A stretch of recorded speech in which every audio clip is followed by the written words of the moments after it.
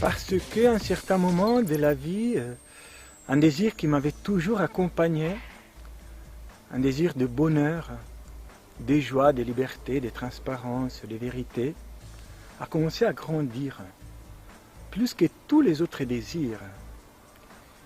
Et j'ai commencé à l'assouvir, à les suivre, mais il grandissait de plus en plus, et ça devenait un besoin d'accueillir, d'écouter le Seigneur, de me rapprocher de plus en plus de lui, de le chercher, de le louer, de lui rendre grâce.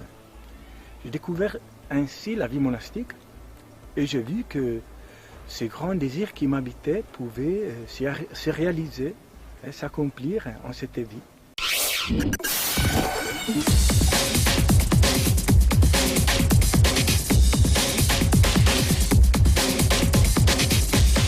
Pas du tout pour moi et pour nous tous, parce que notre vie, en effet, elle est très ordinaire, très simple, mais elle est bien rythmée, bien alternée, et c'est comme une danse, c'est une harmonie d'activités différentes qui s'unissent entre elles pour créer un chant, une musique, une danse. Donc on travaille, on prie, on lit, on médite, on a des moments de dialogue, on a même des moments de détente aussi.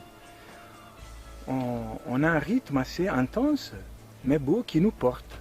Pour nous, ça devient une manière de creuser en profondeur dans notre cœur, dans notre vie, dans cette recherche qui est le but de notre vie, la recherche de Dieu, la recherche de liberté, d'amour.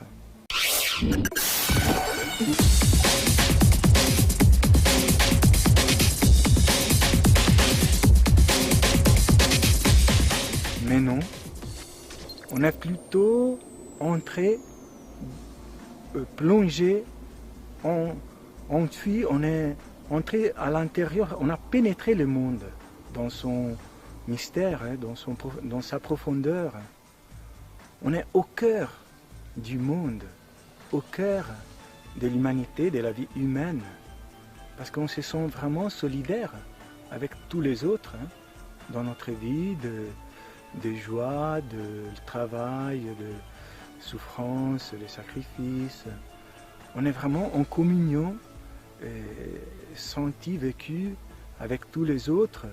Et donc on se sent toujours dans un silence habité, pas vide, pas stérile, pas isolé, mais un silence de communion, habité par Dieu et par les hommes.